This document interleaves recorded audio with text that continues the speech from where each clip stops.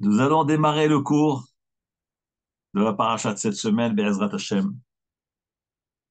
La paracha de cette semaine, c'est parachat Haye Sarah. Nous sommes le jeudi 20 Cheshvan, 5785, 21 novembre 2024.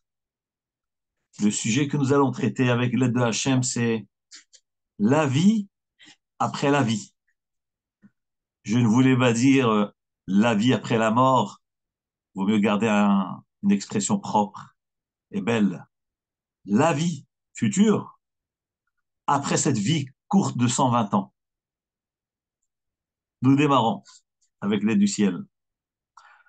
Vous savez qu'aujourd'hui, c'est le 20 Cheshvan. C'est le Yartzeit, la commémoration de l'Aïdoula de Rabbi Mordechai Sharabi, qui était Rosh Hamkoubalim à Yerushalayim, Rosh Yeshivat Bet El, Rav Kavdori, un descendant du grand Mekoubal Arashash, Rabbi Shalom Sharabi. Zchutam ta'amod lanu cho Israël achenu. Donc nous faisons de ce shiur l'Ilun Nishmatam. Par ailleurs, dans 4 jours, c'est-à-dire le lundi prochain, ça sera l'Aïdoula d'un autre grand tzaddik Yesod Olam, grand Mekoubal, Rabbi Avraham Azoulay, le Chesed d'Avraham, qui était le grand-père du Rav Hida alav Shalom. Donc, il a vécu il y a je pense, plus de 400 ans. Et le hasard n'existe pas. Et si on a le temps, on parlera d'un événement extraordinaire qui s'est passé avec le Chesed d'Avraham, lié avec la paracha de la semaine. Vous voyez, son Yartzeit tombe proche de la paracha de Haye Sarah, qui est liée à Me'arat HaMarpela. Bezat Hashem, on essaiera de trouver un petit moment pour raconter un peu le lien. Dans cette paracha de Haye Sarah, la Torah nous dit que Sarah est décédée. Vatamot Sarah Bikriyat Arba. Sarah alayha Shalom est décédée dans la ville de Kiryat Arba. Yehevron, qui est la ville de Hebron, en terre de Canaan. Et Abraham est venu, l'ispod les Sarah, pour lui faire une oraison funèbre, faire l'espède, parler en son honneur, Velif Kota, elle a pleuré. Après l'espède et les pleurs d'Abraham, Abraham s'est levé de son mort, nous dit la Torah. Vayakom Abraham me'al penemeto. Abraham se lève aussitôt. Vaïdaber el Benehet, les morts. Il parla aux enfants de Chet. De quoi il leur a parlé? Il leur a dit, vous savez, moi je suis un étranger dans ce pays et je voudrais m'installer et je voudrais, donnez-moi une part, une parcelle pour enterrer ma femme Sarah. Et bon, il y a toute une discussion dans la Torah. Et après, il leur dit, s'il vous plaît, allez et parlez-en à Ephron ben Sohar.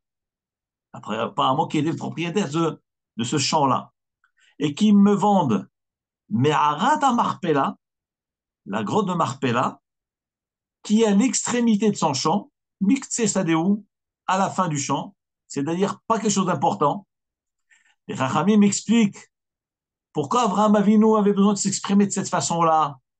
D'abord, il est passé d'une façon directe, il passe par Benechet, et ensuite il envoie des envoyés à Ephron, et il dit que cette Me'ara est à l'extrémité du champ. Mais pourquoi ces détails, a priori, qui réduisent, qui minimisent l'importance de la Me'arat Marpella, alors que nous savons très bien, d'ailleurs, c'est le cours d'aujourd'hui, que c'est un lieu d'une sainteté extrême. Nous dit le Midrash Agada, c'est parce qu'Abraham Avinu ne voulait pas attirer l'attention sur cette parcelle, vu l'importance qu'elle avait, au risque que Ephron refuse de la lui vendre Parce que s'il découvre l'importance de ce lieu-là, jamais il l'aurait vendu à Abraham Avinu. Donc Abraham disait, Atser Asher Biktsé Sadéou, dans l'extrémité du champ, et dans le petit coin là-bas, pas important. Donc ici, nous voyons qu'Abraham Avinu a accordé une importance extraordinaire à cet endroit-là qui s'appelle Me'arat HaMarpela. Pourquoi? Comme nous allons voir, Bezrat Hashem, que Me'arat HaMarpela, c'est la porte du Gan Eden. Et comme le sujet d'aujourd'hui, c'est quoi? C'est la vie après la vie. C'est que la finalité de la vie, c'est quoi? C'est la vie éternelle, la vie spirituelle, le Gan Eden, le Olam Haba. Ça, c'est la finalité. Ça, c'est la vie après la vie. Parce que ce monde-ci dans lequel nous vivons, c'est un monde passager. Il ne dure certes que 120 ans. Mais la vraie vie, c'est le Olam Haba. Je vais vous lire un passage rapporté dans le Sefer Mesilat Yesharim, écrit par Rabbi Moshe Chaim Luzzatto alav Shalom, qui était un très grand Mikoubal. Il a écrit beaucoup de Sfarim. Le Gaol de Vilna, alav Shalom, a dit de lui, lorsqu'il a découvert les écrits du Mesilat Yesharim, il a dit, si il était vivant, Mesilat Yesharim, je serais parti de Vilna jusqu'à son pays. Je pense qu'il était en Italie pour aller le voir tellement qu'il est kadosh cet homme.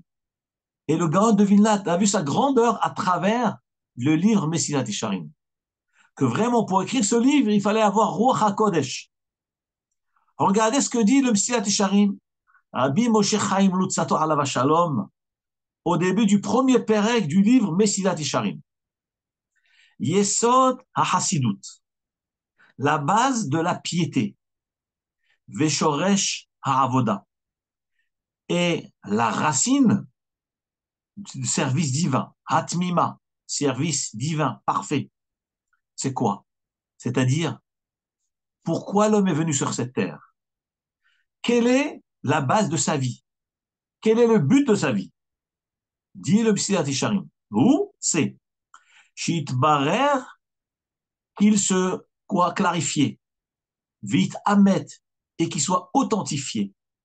Et c'est la Adam Shalom, ma hovato be'olamo. Quel est son devoir dans son monde?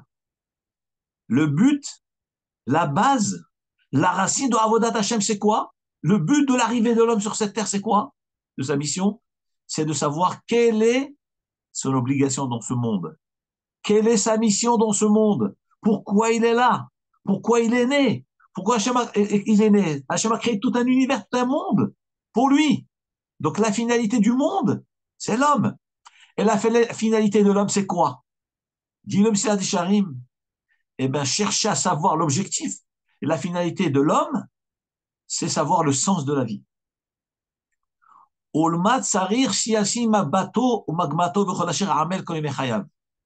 Et dans quoi cet homme doit investir sa fatigue, sa labeur, ses efforts tout au long de sa vie. Donc, dans quel sens il va se diriger? Donc, il doit avoir un objectif clair. Quel est donc l'objectif de l'homme? Nous dit le Mesilat Yesharim. Hine, voilà que que les Chachamim nous ont révélé, que leur nom soit béni. Chez Adam, que l'homme, l'onivra, il n'a été créé, ela litaneg al Hashem yitbarach. L'homme n'a été créé que pour pouvoir se délecter de Hashem et avec Hashem. Velehanot miziv hashrina, et de profiter, de jouir de la splendeur divine, de la splendeur de la providence divine, de la Kadosh Baruch Hu. Ça, c'est la finalité de l'homme. L'homme a été créé afin qu'il puisse profiter et jouir de la splendeur de la Shechina. Chez Zehu, Hata'anug Amiti. Car c'est le vrai plaisir. Ve'idun Hagadol, et la plus grande délectation chez Cholim Lihimmatse, qui puisse exister dans le monde. Omikom Haïdoum Azé, et quel est le lieu de cette délectation-là? Ça se trouve où? Hu Ha'olam Haba, c'est le Olam Haba. Dans notre monde, ici terrestre, le monde de la matière, le monde des hommes, des humains, si on demande à un homme simple, grossier, quel est ton but sur cette terre? Pourquoi tu es venu? Eh bien, il dira, ben, c'est pour kiffer ma race, kiffer ma vie. Profiter de la vie. Profiter de chaque instant de la vie. C'est quoi profiter? Qu'est-ce qu'il entend par profiter? C'est manger, boire, dormir, se promener, se détendre. Tout ce qui est profit corporel. Ça, c'est l'approche de l'homme, de l'humain grossier, le côté animal de l'homme. Et c'est la tendance des choses dans un monde matériel, et on a attiré vers ces passions-là, le plaisir, le désir. Viens les chachamim et nous révèle, sache, détrompe-toi, ne fais pas cette erreur-là. Le but de la vie, le but de la création de le monde, de l'homme, et le but de la création de l'univers, c'est que donner l'occasion à l'homme de profiter de la splendeur de la Shrina. Et où se trouve cette splendeur? Dans le Olam Haba. C'est le monde qui a été créé justement pour ce besoin-là. Cependant, dit le Psilat Yesharim, le chemin qui mène à Olam Haba, c'est ce monde-ci. C'est ce monde-ci. Un homme doit passer par ce monde matériel, doit affronter les épreuves, confronter aux difficultés, surmonter les nisyonotes. Et par ces efforts, par ces labeurs-là, il sera récompensé de pouvoir avoir part au monde futur et jouir de Ziv HaShrina, qui est la finalité de la création. Voilà ce que nous dit le Psilat Yesharim. Il rapporte d'ailleurs la Mishnah dans Pirkei Avot, la Mishnah dans les Maximes des Pères, Perek Dalet, chapitre 4, Mishnah 16. Que dit la Mishnah? Ha'olam hazeh domeh lifros d'or, bifnei ha'olam haba. Ce monde-ci est un monde qui est comparé à un antichambre, un passage, bifnei ha'olam haba, devant, accédant au monde futur. Hatken atzmach bifros d'or, prépare-toi dans ce passage-là, cette antichambre, Kedesh edikanes litraklin, afin que tu puisses accéder au palais royal, le Olam Haba. Le Olam Hazé n'est qu'un passage. Nous ne sommes que de passage dans un monde de passage. Personne n'est éternel. Et ce passage est indispensable pour accéder au traklin, au palais qui est le Olam Haba. Et d'ailleurs, la Gemara dans Masechet Megillah dit que lorsque les Mitzriim, les Égyptiens, ont décrété que tout mâle qui naît, tout garçon qui naît, il fallait le jeter dans le Nil. Le pharaon a décrété, en voyant dans les étoiles qu'un enfant allait naître, un garçon allait naître, et qu'il allait sauver le peuple juif d'Égypte. Alors, il a décrété, tout garçon qui naît, jetez-le dans le Nil et laissez vivre les filles. Et suite à ce décret-là, la Gemara dans Masechet Megillah nous dit que Abraham, qui allait être le père de Moshe Rabbeinu, s'est séparé de sa femme. Mais pourquoi il s'est séparé de sa femme? Parce qu'il s'est dit à quoi bon de mettre au monde des garçons, des enfants qui vont naître et qui vont être jetés, tués dans le Nil. Mais Amram avait déjà une fille qui était déjà née, qui s'appelait Myriam. C'est la grande sœur de Moshe. Myriam dit à son papa, mais papa, ton décret à toi, il est pire que celui du pharaon. Il est pire. Pourquoi tu t'es séparé de maman? Parce que tu as voulu éviter la xéra de Paro. Tu ne veux pas que tes enfants meurent dans le Nil. Mais ton décret est pire que celui du pharaon. Pourquoi? Pour deux raisons. Parce que le pharaon a décrété contre les garçons.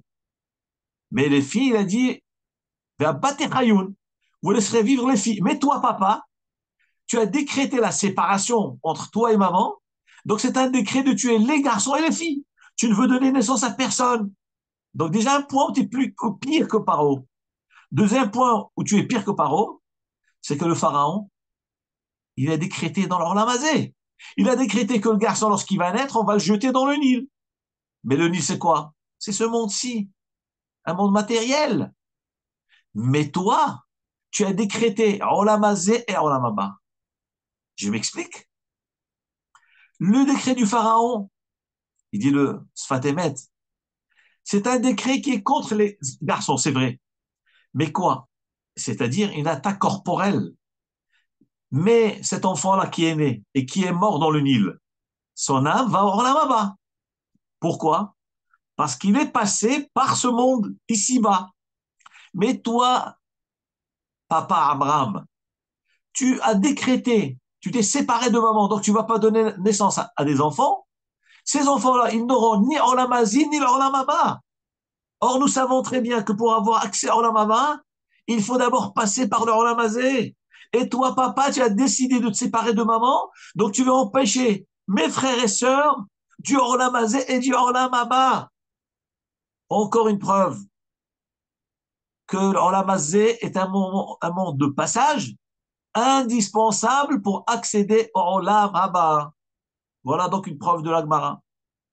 Et d'ailleurs, le Sfat Emet dit que c'est comme ça qu'il faut consoler des gens qui ont perdu des enfants, des fausses couches ou des choses de ce genre tristes, en leur disant, sachez que ces enfants sont nés. Ils n'étaient pas viables, mais leur Neshama va revenir, la Hatid Lavo. Elle reviendra. C'est comme ça qu'on console ceux qui ont perdu leurs enfants, Barminan, ou des fausses couches. Parce que les enfants sont venus dans ce monde. Et ce monde donne accès à Olam Haba. Comme dit la Mishnah. Prépare-toi dans ce Olam. Donc, dès qu'elle arrive dans ce monde, elle a déjà passé son nettoyage, son tikkun oilam, son tikkun, et à ce moment-là, elle a son Olam Haba. Donc, la finalité, c'est Olam Haba. La finalité, c'est le Gan Eden. La finalité, c'est jouir, l'it'aden, se délecter de la splendeur divine. Maintenant, pour cela, il faut passer dans l'Olamazé et accomplir les mitzvot, résister aux tentations, affronter les épreuves et tenir fort avec courage. Voilà ce que nous dit le Psilat Yesharim. Abraham Avinu alav shalom, qu'est-ce qu'il a fait? Il a été voir les Bénéchets et il leur a dit, allez, parlez à Ephron ben Sohar. Vitelli et me'arat amarpela. Je voudrais qu'il me donne me'arat amarpela. Pas donner en cadeau. Bekesef malei tenenali. Avec plein pot, je suis prêt à tout payer pour acquérir cette me'ara, cette grotte, afin d'enterrer mon mort, qui est donc Sarah. Nous dit le Midrash dans Pirkei de Rabbi Eliezer Agadol. Mais pourquoi Abraham Avinu a voulu Me'arat Amarpela? Qu'est-ce qu'il cherchait là-bas? Mais n'importe où en terre de Canaan, on aurait pu enterrer Sarah. Tout Eretz Canaan qui va devenir Eretz Israël. N'importe où, c'est Kadosh. On peut enterrer Sarah Imenu. Pourquoi il a voulu Davka Me'arat Amarpela? Nous dit le Midrash, parce que il connaissait l'importance de ce lieu-là. Comment a-t-il découvert ce lieu? Nous raconte le Pirkei de Rabbi Eliezer que le jour où les Malachim sont venus, sont passés devant la tente d'Abraham sous forme d'hommes, sous forme d'Arabes, Abraham Avinu les a accueillis. Et comme nous avons vu dans Parashat Vayera, que Akadosh Baruch Hu, Hotzi Hamma Minar Tika, il a fait sortir le soleil de son étui. C'est pour ça qu'il est marqué dans le pasuk, Kehom Hayom, dans Parashat Vayera. À la chaleur du jour, dit Rashi, pourquoi la Torah avait besoin de préciser la chaleur du jour? Pour nous montrer que c'était une chaleur inhabituelle. Pourquoi c'était une chaleur inhabituelle? Mais le hasard n'existe pas. Pourquoi Hachem a fait cela? C'est parce qu'Akadosh Baruch Hu a eu pitié d'Avraham Avinu. Avraham Avinu aimait les invités. Il n'aimait pas les invités parce que c'est un plaisir personnel. Tout ce que les tzadikim aiment, c'est pour l'amour de Hachem. C'est pour l'amour de la Torah, l'amour des mitzvot, parce qu'Avraham Avinu a invité des gens, pas pour papoter avec eux, c'est pour montrer, leur révéler l'unité de Hachem dans le monde, la croyance en un Dieu unique. Il a invité des idolâtres, il a invité ces gens-là qui étaient loin. D'ailleurs, Rachid lui-même dit, Avraham Avinu leur a dit, venez, rentrez dans ma tente. Verahatsu raglechem, lavez-vous les pieds. Qu'est-ce que ça veut dire, lavez-vous les pieds? Pourquoi il faut se laver les pieds? Dit Rachid, parce que les gens d'avant avaient une divinité et adoraient, se prosterner devant le sable de leurs pieds. C'était une divinité, une avodazara. Et alors, lorsqu'il disait Rahatsu raglechem, lavez-vous les pieds, débarrassez-vous de cette avodazara-là. Venez sous les ailes de la Shrina. Il les installait, il les accueillait, il leur servait à boire et à manger. Mais quel repas il leur servait? Des repas extraordinaires. À qui? À des idolâtres. Mais pourquoi tout cela? C'est pour les rapprocher de la Shrina, pour leur faire aimer le Dieu unique qui a créé le monde. Voilà ce que c'est, aimer Hachem. Voilà ce que c'est, Achnasat Orchim. L'Agmara dans le traité de Yoma, à la fin, le dernier Pérec, l'Agmara dit, que veut dire Ve'ahavta et Adonai Elohecha? Tu aimeras Hachem ton Dieu, Bechol levavecha, de toute ton âme, de tout ton cœur, Bechol nafshecha, de toute ton âme, ou Bechol meodecha, de tous tes biens. Nous dit l'Agmara, en quoi consiste l'amour de Dieu? Tu aimeras Hachem. Nous, on aurait dit tout simplement, tu aimes Hachem, tu vas faire tout ce que Hachem va être content pour nous. Je vais aimer Hachem, je vais lui offrir des choses, je vais prier pour lui, je vais implorer Dieu. L'Agmara nous dit quelque chose d'extraordinaire. L'Agmara dit, tu sais ce que ça veut dire aimer Hachem? Sheyehe Shem Hachem mitahev al yadecha. Aimer Hachem, ça veut dire faire en sorte que le nom de Hachem soit aimé grâce à toi, grâce à ta conduite, grâce à ton exemple. Voilà ce que ça veut dire aimer Hachem. Il y a ceux qui aiment Hachem, il y a ceux qui prient à la choule, il y a ceux qui gardent le Shabbat, il y a ceux qui portent les tefilines, mais ils parlent du mal des autres juifs, ils méprisent les rabbanim, ils méprisent la Torah, mais ça s'appelle aimer Hachem. Tu pries, tu mets les tefilines, tu manges kasher. Il n'y a pas que ça pour montrer que tu aimes Hachem. Il faut donner l'exemple aux autres. Il ne faut pas parler du mal des autres. Ne parle pas du mal des enfants de Hachem. Ne parle pas du mal des Talmidei Chachamim. Respecte la Torah. Voilà ce que c'est aimer Hachem. Hachem te dit, tu aimeras Hachem ton Dieu. Que veut dire tu aimeras Hachem? C'est-à-dire tu feras en sorte, Hachem nous demande, aimez-moi mes enfants. Vous savez comment on m'aime? Eh bien, on donne l'exemple. Que mon nom soit aimé en vous regardant. Les gens, lorsqu'ils vont vous observer, ils vont dire, oh, mais c'est extraordinaire, un juif qui garde la Torah. Quand je vois un tel, mais c'est merveilleux la Torah. Donc, en fin de compte, les gens font tchouva grâce aux gens exemplaires, les gens qui sont corrects, les gens qui ont des réretz, les juifs qui sont ultra sensibles, respect absolu de l'autre. C'est comme ça qu'on donne l'amour de Dieu, en montrant ce que c'est être respectueux. Eh bien, Avraham Avinu faisait cela. Il invitait des gens qui étaient loin, des gens qui étaient arabes, puisque Rachid dit Nish Me'elim, habillés en arabe, c'était des arabes, et qui étaient idolâtres, c'est même pas des arabes croyants de nos jours, les musulmans sont croyants en Dieu unique. À l'époque, c'était des idolâtres. qui habitaient en Arabie, dans ces régions-là. Et Abraham Avinu les accueillait. Et lorsque donc il les a accueillis, il leur a servi un repas extraordinaire. La Gemara nous dit, il leur a servi une langue chacun, une langue de veau, avec Behardal, Lachon Behardal. Donc il a donné à chacun une langue de veau, pas une tranche de langue.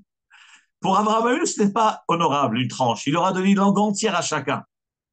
Pour nous, quand on a des invités, pour Yom Tov, on achète la langue qui pèse 1,5 kg, on la coupe en tranches très fines, et on donne à chaque invité une tranche, c'est précieux comme de l'or.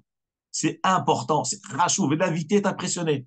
Abraham Avinu n'a pas donné une tranche de langue, il a donné une langue entière. Et pour donner une langue entière pour 3 invités, il fallait 3 veaux. Et l'Agma nous dit qu'effectivement, Abraham Avinu, il a fait la shrita de 3 veaux. D'après un autre avis, il a fait la shrita de 4 veaux, parce que lui aussi, il fallait qu'il mange avec eux. Des fois, vous invitez des gens, vous leur servez à boire, et l'invité vous dit, mais, et vous ne buvez pas? Là, il vous a mis une colle, là. C'est une humiliation. C'est un manque de tact. Vous ne savez pas que lorsque vous servez un invité, il faut boire avec lui, il faut manger avec lui.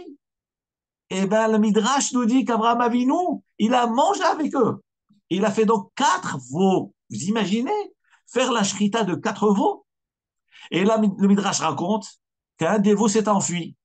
Abraham Avinu, homme de 100 ans, vieux, malade, il venait de subir une intervention chirurgicale d'une partie du corps très sensible, sans anesthésie, à la chaleur du jour, et malgré ses faiblesses, et c'est le 3e jour de sa circoncision. Et Rachid nous dit, Vaïra Elab, Hachem s'est révélé à lui le 3e jour. Pourquoi il ne s'est pas révélé le premier jour? Rachid dit, Biom Shlishi Melatoaya, Amar Rabbi Hama Bar Hanina. Rabbi Hama Bar Hanina dit, c'est le 3e jour de la circoncision. C'est étonnant. Hachem rend visite aux malades. Mais Hachem rend lui visite le premier jour. Nous dit Rachid au nom de Rabbi Hama Bar Hanina que le 3e jour, c'est le jour le plus difficile pour un malade. Et Akadosh Baruch Hu a jugé nécessaire de le rendre visite le jour où il était le plus malade. C'est là où ça va rendre service aux malades. Le 3e jour. Et voilà que Abraham Avinu se lève, il se met à courir, malgré sa faiblesse, malgré sa fatigue, malgré la chaleur. Il court, il court, il court. Pourquoi tu cours? Non, non, parce qu'il faut faire la shrita du veau. Mais tu as assez de manger à table. Tu as déjà 3 veaux déjà. Tu as déjà du pain, il y a tout, il y a du got, tout, il y avait tout ce qu'il fallait. Des matzot, la Gemara c'était Pessah, il leur a servi aussi des matzot. Et quoi, un veau qui se donne, ben laisse-le. Non. Abraham tenait à honorer chacun. Une langue pour chacun. Il a poursuivi, il n'a pas lâché. Il n'a pas lâché prise. Et voilà que ce veau traverse un champ entier. Et après le champ, c'était justement le champ de Ephron, de Mnechet, Ephron Ahiti. Et Abraham traverse aussi le champ. Et ce veau s'introduit dans une grotte qui était au coin du champ, de ce champ-là. Abraham Avinu, sans hésitation, il rentre dans cette grotte-là. Et lorsqu'il rentre dans la grotte, qu'est-ce qu'il découvre à son étonnement?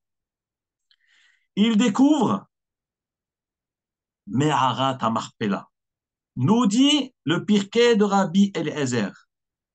Lorsqu'Abraham Avinu est rentré, il a vu il a vu Adam et Chava qui étaient allongés. C'est-à-dire le corps de Adam et de Chava, d'Adam et Ève, qui étaient allongés. Ça faisait combien de temps qu'ils étaient allongés? 1000 ans. Abraham Arishon a vécu 930 ans. Abraham Avinu est venu à la 20e génération, donc peut-être 1000 ans après. Depuis 1000 ans, Adam et Chava étaient allongés. Et Abraham découvre cet endroit-là. Ils étaient allongés sur leur lit, avec des bougies allumées à leur tête, d'où la tradition d'allumer des nérodes devant le corps d'un défunt en attendant de l'enterrer. Lorsqu'on fait la shmira la nuit, après le décès, avant de l'enterrer, il ne faut pas laisser le défunt tout seul. Il faut l'allonger par terre et on allume un air à sa tête. C'est de ce midrash-là. Parce que Adam et Chava avaient des nérodes allumés à leur tête. Vereyah tov alehem. Et il y avait une odeur extraordinaire qui se dégageait d'eux. D'ailleurs, vous savez, moi, je suis dans la Hevra Kadisha. C'est une mitzvah très importante de s'occuper des morts, des niftarim. Et vous savez que la tradition veut que lorsqu'une fois qu'on a fait la toilette rituelle mortuaire, des niftarim, on les parfume. On les parfume. Vous imaginez? Et cette image-là, je, je l'ai appris dans ma jeunesse. Mon père, Alava Shalom, lorsqu'il y avait un décès, il était aussi Hevra Kadisha. Et mes frères aussi dans Hevra Kadisha, au Maroc, à Marrakech, jusqu'à aujourd'hui. Bon, mon père, Alava Shalom, il est tard. Mais mes frères, Badul Haim Tovim, ils continuent. Ils sont encore à Marrakech. Et lorsque notre père à nous, Alava Shalom, lorsqu'il y avait quelqu'un était décédé, il nous amenait. Et on était tout petits. Nous, on aurait dit, oh là là, j'aurais jamais osé amener mes enfants tout petits, petits, dans un endroit et un iftar, mais pas dans une évaya. Et là, c'était le corps lui-même qu'on voyait qui était couvert. Et notre père, il nous amenait. Et on avait tous ces éléments. Le corps, comment il était couvert, les odeurs qu'on sentait, le nerf qui était allumé. Ça nous a marqué à vie. Je vous assure, ça nous a marqué à vie. Et nous faisons la même chose pour tous les niftarines, les honorer, mettre le nerf, les parfumer. Parce que le Midrash, il dit que Adam et Chava avaient un parfum extraordinaire qui se dégageait d'eux. Et c'était quoi ce parfum? Reyah Gan Eden. C'était l'odeur du Gan Eden. Et lorsqu'Abraham Avinu a vu cela, Hamad Me'ota Sha'et Me'arat Marpela. Il a envié cet endroit-là et il a dit, alors là, je voudrais être enterré ici. Qu'est-ce que nous voyons de là? De ce Midrash-là, de Pirkei Rabbi Eliezer. Grâce à quoi Abraham Avinu a découvert cet endroit-là? Grâce à Achnasat Orhim, à accueillir des invités, grâce à la Msiut Nefesh, se sacrifier pour l'autre. Qui c'est l'autre? C'est un idolâtre, c'était des idolâtres, c'était des Arabes. C'est pour les rapprocher de Hachem. La croyance en un Dieu unique, même un goy, honorer le goy. Si on peut lui parler de la croyance en un Dieu unique, il faut le faire. Le rabbi de Lubavitch, Alava Shalom, avant qu'il soit niftar, il avait donné ordre à tous ces chassidim de propager les 7 Sheva Mitzvot Bene Noach, les 7 lois noaïques. Il avait même demandé au gouvernement américain d'instaurer dans les écoles l'enseignement de 7 Sheva Mitzvot Bene Noach. Et ça a été fait, d'enseigner aux non-juifs les Sheva Mitzvot Bene Noach. Le rabbi de Lubavitch s'est bâti pour cela. Pourquoi? C'est pas des juifs. Parce qu'il faut propager la croyance en un Dieu unique. C'est ce qu'Abraham Avinu a fait. Faire un goy qui ne croit pas, l'aider à croire. Pas besoin de le pousser à devenir juif. C'est un peu plus compliqué. Mais déjà, le encourager. Croire en un Dieu unique. Que Dieu récompense. Que Dieu punit les mauvais. Que Dieu récompense les justes. Il faut. Le monde sera meilleur. Et Hachem veut qu'on propage sa croyance dans le monde. Bisrout ça, il a découvert Marat Marpella. Et c'est comme Marat Marpella nous dit le Midrash, c'est la porte du Gan Eden. Qu'est-ce que c'est le Gan Eden? C'est ce que le Mishnah Sicharé m'a dit tout à l'heure. Makom Idoun, l'endroit où se trouve l'extrême plaisir, qui est les Hanot, Mizi, Vashrina, se profiter de la splendeur de la Shrina, c'est où? C'est Olam Haba, c'est le Gan Eden. Bon, on n'a pas tellement le temps de parler de quelle est la différence entre Olam Haba et Gan Eden. Peut-être une autre fois, on aura l'occasion de venir. Mais c'est cette notion-là. C'est le monde rouhani, la spiritualité. S'éloigner de la matière. Il n'y a pas que la matière. La matière est passagère. Et c'est ça, Me'arat Marpella. D'ailleurs, il y a un Midrash. Cette fois-ci, c'est Midrash Agada sur Megillat Ruth. Perek Aïn Tet. Le chapitre, paragraphe 69, pardon, 79, chapitre 2. Le Midrash de Megillat Ruth dit la chose suivante, que lorsqu'Abraham Avinu s'est approché de cette grotte-là, il a senti Reyach Bessamim Shal Gan Eden, l'odeur des Bessamim du Gan Eden. Et Veshama Kol Malachei Hasharet. Il a entendu la voix des anges du ciel qui parlaient. Que disaient ces anges-là? Adam Harishon Kavursham. Donc les Malachim disaient, voilà, je vous répète les mots du Midrash, qu'Abraham Avinu a entendu à l'entrée de cette grotte-là. Il a entendu les Malachim dire, dans cette grotte-là est enterré Adam Harishon. Et vont être enterrés les patriarches du peuple juif. Abraham, Yitzhak, Yaakov seront enterrés dans cet endroit-là. Donc Abraham a entendu son nom. Il a dit quoi? Quoi, mon lieu? où je vais être intéressé à cet endroit-là, alors il s'est dit, je vais tout faire pour l'accueillir. Ra'a Ner Dolek, il a vu donc une bougie allumée dans cet endroit-là. Viyatsa, il est sorti.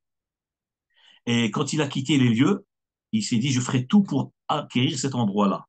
Et le Midrash continue et dit que tous ceux qui, les Malachim, sont restés depuis toujours à l'entrée de cette grotte-là et empêché tous les gens qui voulaient essayer de rentrer dans la grotte, à tel point qu'il y avait une grande flamme qui était à l'entrée de la grotte et les gens ne pouvaient pas trop s'approcher, tellement qu'il y avait le feu qui sortait de cette grotte-là.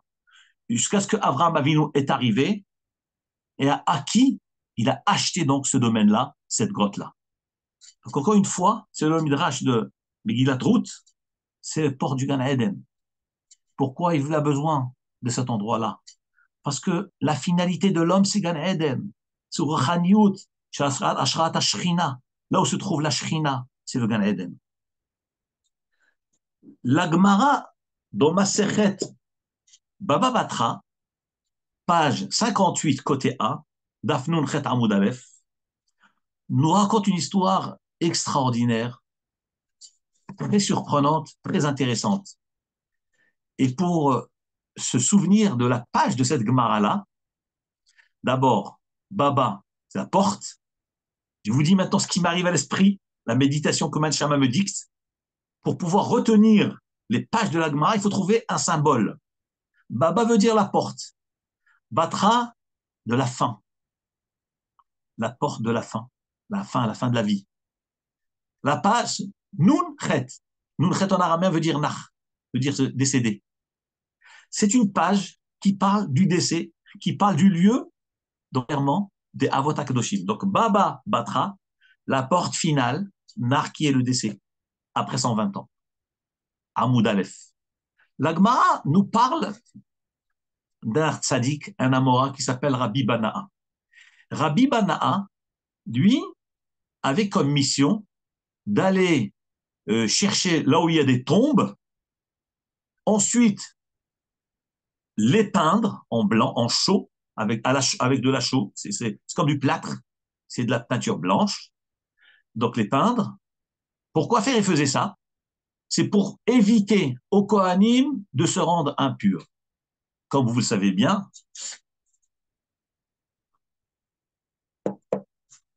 les Kohanim ont l'interdiction de se rendre impurs à un mort. Pas forcément un mort ou une tombe. Survoler une tombe est une interdiction.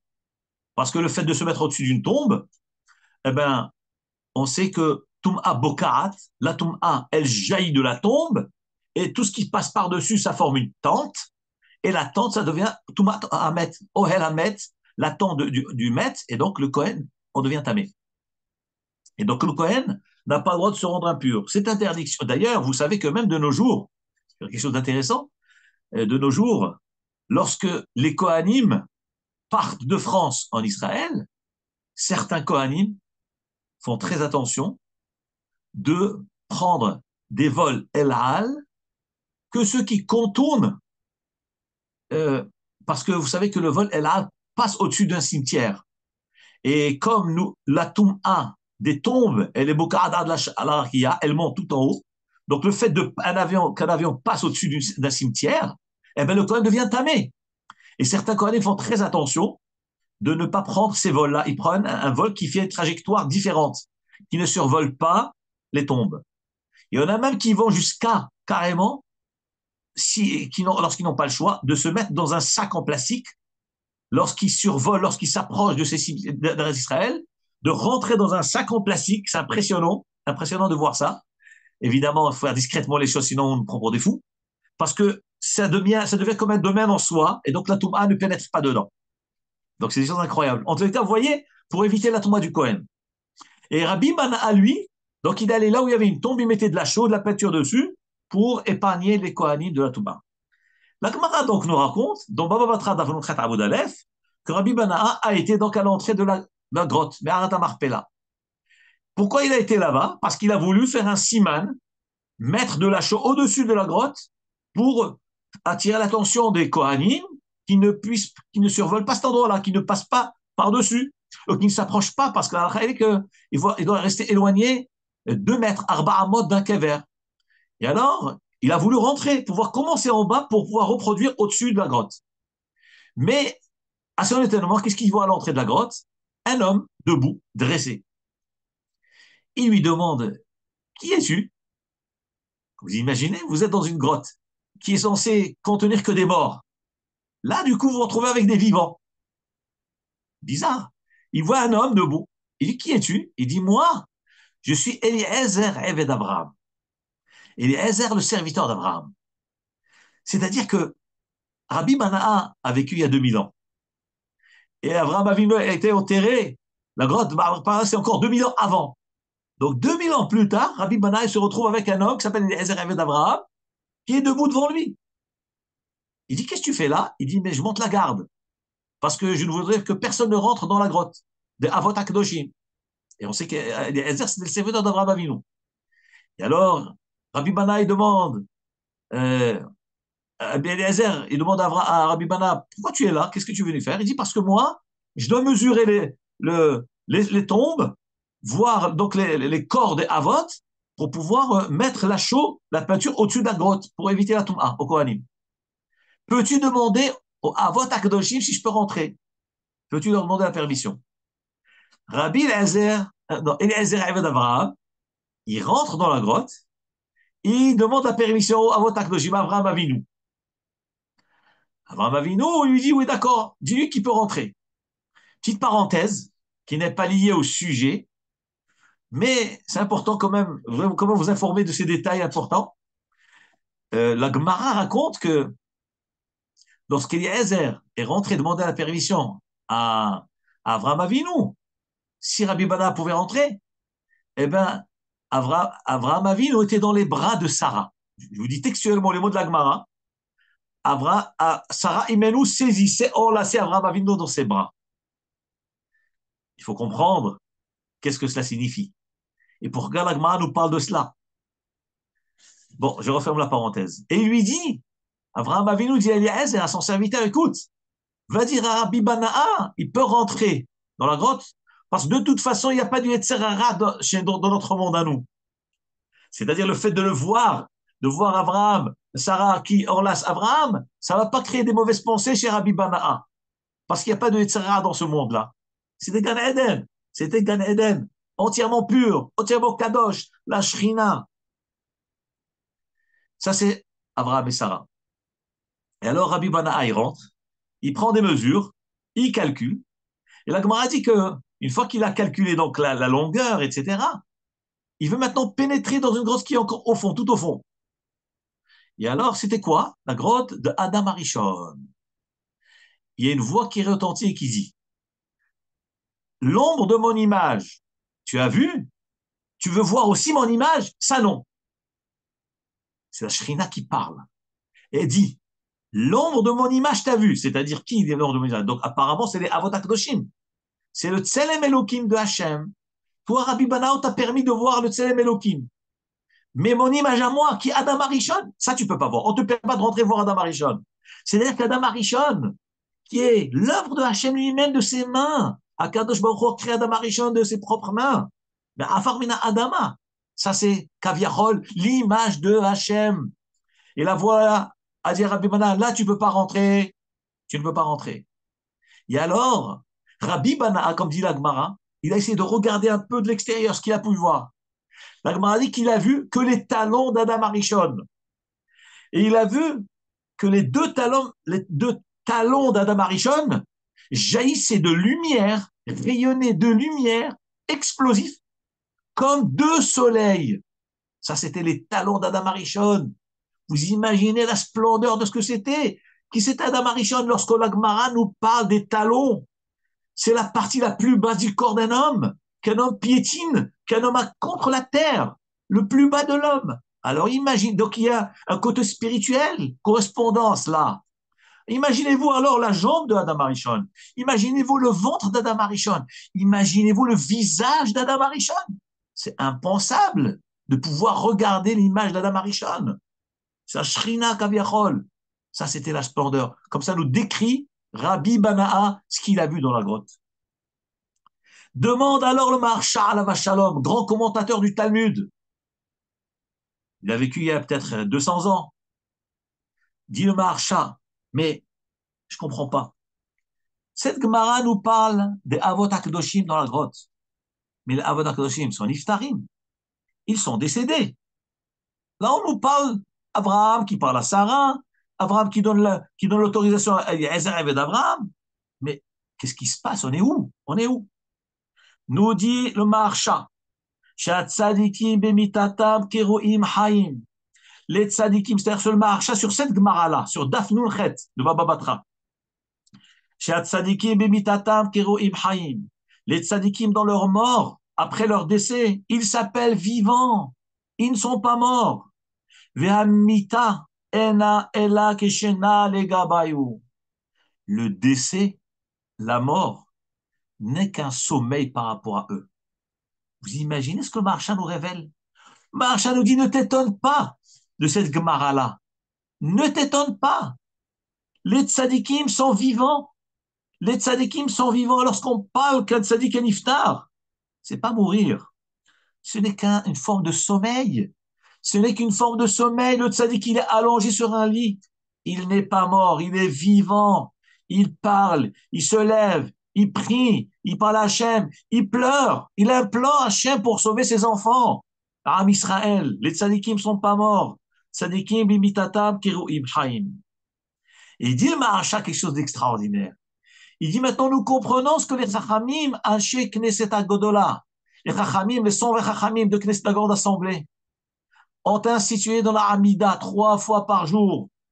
Dans la Hamida, ce qu'on appelle Birkat Avot, les premières brachot du Hamida s'appellent les brachot des Avot. Eloké Avraham, Yitzhak, Yaakov, Hael Agadol, Agivardon, etc.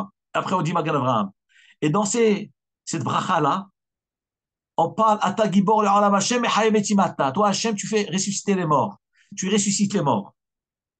Et dans cette fila, nous disons Kayem Emunato Lishene Afar. Toi, Kadosh Baoru, tu tiens ta promesse avec ceux qui sont dans la terre, ceux qui sont morts. C'est-à-dire, toi, Kadosh Baoru, t'as promis aux patriarches de ressusciter leurs descendants, de ressusciter l'âme Israël, de les ramener à Yerushalayim, de reconstruire Beth Amikdash.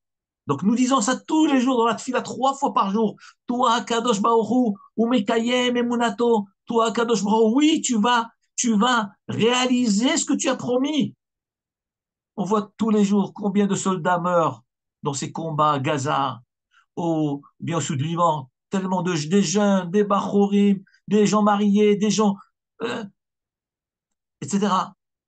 Kaltsar, Mifot Ma'amin, quand on fait la tfila, Kayem, Emunato, Lishene Afar, ils vont tous se relever. Hakadosh Baruch Hu va faire Tchiyat Ametim. Ces soldats vont se relever, ces Neshamot vont se relever, nos proches vont se relever, nos grands-parents, parents vont se relever.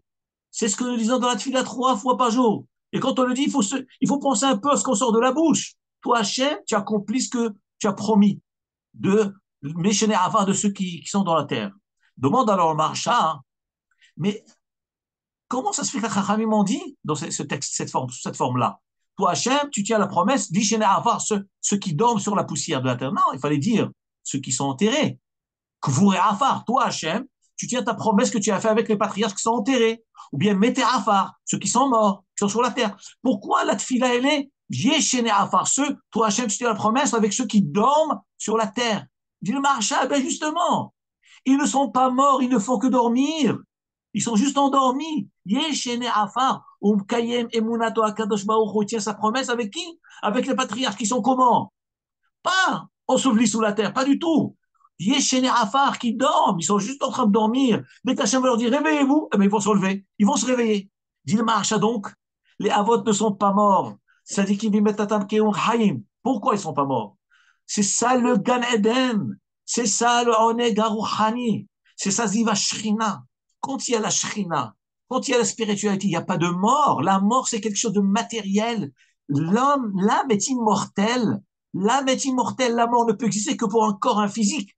Mais dans Gan Eden, Olam Haba, il n'y a pas de mort, il n'y a que la vie. Et la vie, c'est pas juste une vie, C'est une vie éternelle, illimitée, illimitée.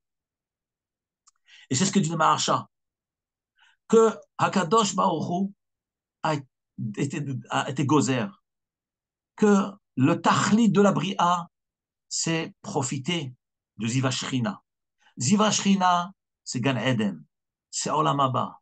Pour profiter de cela, il faut passer à travers ce monde. Sans ce monde-là, on ne peut pas avoir. Comme l'histoire de Myriam, le reproche qu'a fait Myriam à son père Amram.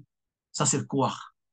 Et le Maharsha pose une question encore. Il dit, mais comment se fait-il que les corps des Avot Akdoshim sont intacts, ils sont juste en train de dormir? Mais pourtant, Hakadosh Baruch Hu a dit à Adam Arishon, dans le livre de Bereshit, chapitre 3, verset 19, qui a afar ata vel afar tashuv.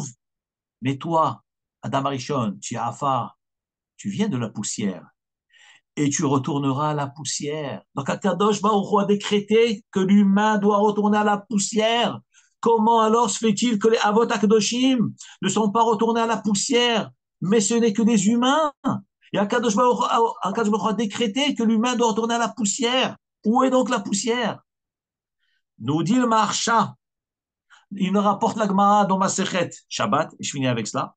La Gemara dans Masechet Shabbat, Daf Kuf Nun Bet Amud Bet, la Gemara dit que avant Tihyat HaMetim, tous les corps vont se décomposer. Effectivement, même les tzadikim aussi, pour un petit instant. Jusque-là, les tzadikim sont entiers, entièrement, physiquement. Ils sont vivants, ils dorment. Mais avant Tihyat HaMetim, Hakadosh Baruch Hu va mettre en application le pasuk El Afar Tashuv. Tu reviendras vers la poussière, et donc tout le monde va devenir donc poussière, et de la poussière, tout va se reconstituer. Il y aura donc Tihyat HaMetim. Juste pour terminer, c'est déjà l'heure. Comme je vous ai promis tout à l'heure, Rabbi Avraham Azoulay, Alav Shalom, habitait à Hebron. Et à son époque, donc, ça remonte à 400 ans, un peu plus, le sultan d'Istanbul, de Turquie, était venu à Hebron avec son armée, puisqu'Israël était sous l'occupation des Turcs. Et il allait prier sur la tombe des patriarches. Et vous savez qu'à côté des patriarches, il y a des trous, des grottes en hauteur. Ce que nous voyons, donc les tombeaux, c'est des tombeaux qui sont à la hauteur. Mais en réalité, la tombe est dans un puits profond, très profond. C'est la Mehara. Et donc, il s'est penché. Donc, ce sultan-là s'est penché sur le puits d'Abraham Avinu, de Maharada Marpella. Et donc, son épée s'est retirée et est tombée au fond de ce puits-là. Alors, c'était une épée qui était d'une très, très grande valeur. Le sultan a envoyé euh, des, des serviteurs pour aller chercher. Il les a fait descendre, ils ont fait descendre à la corde ces serviteurs. Tous ceux qui arrivaient en bas, eh ben, ne remontaient plus. Ils étaient morts. Donc, quand on les remontait, ils étaient morts. Il a dit la seule solution, c'est les Juifs. Il a décrété que la communauté de Hebron devait donc euh, donner à un Juif, un Rav, qui vienne sortir l'épée. Et sinon, Chazvé Shalom, le sultan allait exécuter la ville. Ils ont fait un tirage au sort. Qui devait descendre à Meharat Marpella? Le tirage est tombé sur Rabbi Avraham Azoulay. Il s'est préparé, il a été au mikvé, il a étudié toute la nuit avec les Talmidim. Et le lendemain matin, parce qu'il s'est dit, si je vais risquer ma vie, c'est sakana tefashot, c'est un endroit tellement kadosh, c'est un risque terrible. On l'a fait descendre, il descend, et il remonte avec l'épée du sultan. Et on lui demande, qu'est-ce que tu as vu en bas? Eh ben, c'est incroyable ce qu'il a raconté. Il a raconté que il a vu Eliezer Evet Abraham à l'entrée de la grotte. Et c'était d'une beauté extraordinaire, une kdusha extraordinaire. Les odeurs du Gan Eden, des odeurs qu'il n'a jamais senties auparavant. Il ne voulait plus remonter. Et les Avot HaKadoshim lui ont dit, remonte, ne t'inquiète pas, tu vas revenir. D'abord, remonte, ramenez l'épée, et tu vas revenir demain vers nous. Voilà ce que les Avot lui ont dit. C'est ce qu'il a raconté. Le lendemain, donc il est remonté, il a rendu l'épée, et il a raconté à la Kihila de Hebron toute cette histoire-là. Il s'est préparé. Toute la nuit, il n'a pas dormi. Il a été au mikvé. Et le lendemain, Rabbi Avraham Azoulay est niftar. comme prévu. Ça, c'est le Maaseh rapporté sur Rabbi Avraham Azoulay. Et c'est incroyable que cette histoire-là, elle correspond juste avec l'histoire de la Gemara de Baba Batra d'Afnun Het Amoud Aleph que je viens de vous raconter maintenant. Tzadikim bimitatam kerom haim. Les tzadikim sont vivants. On va sur Kvarot des tzadikim, ils sont vivants, les tzadikim. Ils écoutent notre filote, ils prient pour nous, ils implorent Hachem pour nous.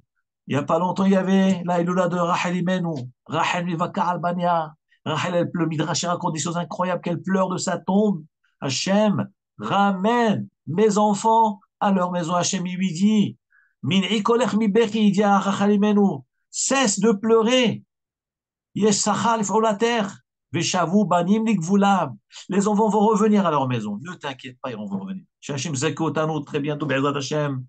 Gioula Keruva. Bisrot les tzadikim. Ne pas oublier que la finalité du monde, c'est pas Olam Hazeh. On n'est que de passage. La finalité, c'est Olam Haba. Les Ta'aneg Mizva Shrina, profiter de la splendeur de la Shrina. Ce monde est de passage, profitant à faire plein de mitzvot, plein de ma'asim tovim, se coller aux tzadikim, respecter le tamid et chachamim, faire des tfilot à Hachem, réveiller la émouna dans le cœur, la émouna b'Hachem itbarach, la émouna des tzadikim, des niftarim, aller sur leur tombe, allumer un air, implorer les tzadikim qui prient pour nous.